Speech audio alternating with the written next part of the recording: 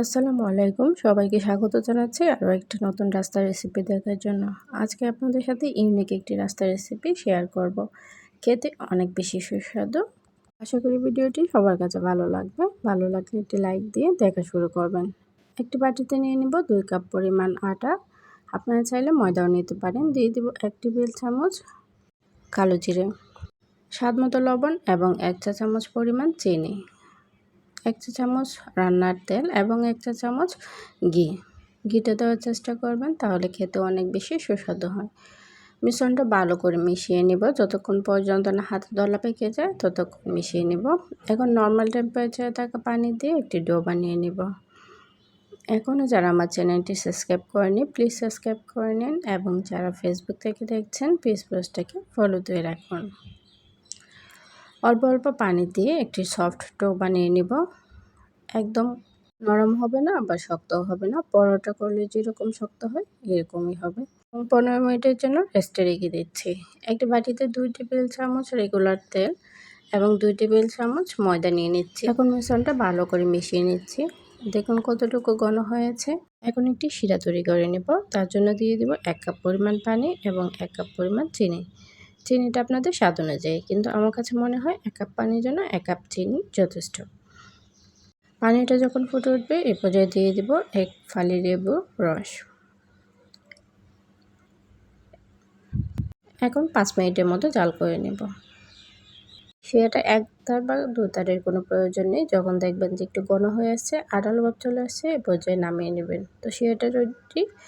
এখন আটার ডোটা থেকে ছোট ছোট করে লেচি কেটে নিব। আমি একটি ছোট সাইজের রুটি বানিয়ে নেব। একদম পাতলা করে রুটিটা বানাতে হবে। তেল এবং আটার যে মিশ্রণটা করে রেখেছিলাম সেটা দিয়ে দিব উপর থেকে, দিয়ে একটি চাকুর সাহায্যে কেটে নেব চিকন চিকন করে। আপনারা দেখলে বুঝতে পারবেন আমি কেমন করে নিচ্ছি। আশা করি এটা সবাই পারবেন। এখন একটু ভাঁজ করে নেব।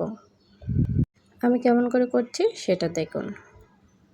এখনও যারা আমার চ্যানেলটি সাবস্ক্রাইব করেনি প্লিজ সাবস্ক্রাইব করে নিন এবং ভিডিওটি শেষ পর্যন্ত দেখবেন।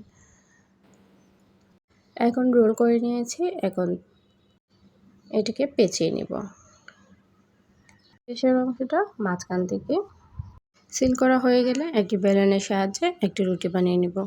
একদম পাতলাও করব না, আবার একদম মোটাও না। এই কাজটা অনেক আলতো হাতে করার চেষ্টা করবেন, নয়তো কিন্তু লেয়ারগুলো আসবে না। তো হয়ে গিয়েছে। এভাবে করে আমি সবগুলো বানিয়ে নিচ্ছি। এখন একটি প্যানে পর্যাপ্ত পরিমাণ তেল গরম করে নিয়েছি। তেলটা যখন সামান্য পরিমাণ গরম হবে এই পর্যায়ে দিয়ে দিবেন। বেশি গরম করে ভাজতে যাবেন না, তাহলে কিন্তু তাড়াতাড়ি পুড়ে যাবে এবং ক্রিস্পিও হবে না। একটু সময় নিয়ে ভাজার চেষ্টা করবেন। যখন এক পাশটা হয়ে যাবে অন্য পাশটা উল্টিয়ে নেব। যতক্ষণ পর্যন্ত না ব্রাউন কালার হয়ে আসছে ততক্ষণ ভেজে নেব। চুলার জালটা মাঝারি রাখার চেষ্টা করবেন, নয়তো কিন্তু তাড়াতাড়ি পুড়ে যাবে। আমার সর্বমোট 8 মিনিটের মতো সময় লেগেছে, আপনাদের কম বা বেশি লাগতে পারে। হয়ে আসছে এবং ক্রিস্পিও হয়ে গিয়েছে। নাস্তাগুলো হয়ে গিয়েছে, এখন চুলা থেকে নামিয়ে নিচ্ছি। এভাবে করে সবগুলো ভেজে নেব। শিরাটা যখন কুসুম গরম অবস্থা থাকবে এই পর্যায়ে নাস্তাগুলো শিরার মধ্যে দিয়ে দিব। 1 মিনিটের মতো রেখে উঠিয়ে নেব। বেশি রাখতে গেলে এটা নরম হয়ে যাবে, তাই চেষ্টা করবেন 1 মিনিটের চেয়ে কম রাখার। 1 মিনিট রাখার পর ভিতরে কিন্তু অনেকটাই শিরা ঢুকে গিয়েছে। তো আমি সবগুলো দিচ্ছি না, আমি কয়েকটি শিরার মধ্যে দিয়েছি, আবার কয়েকটি এমনিও রেখেছি।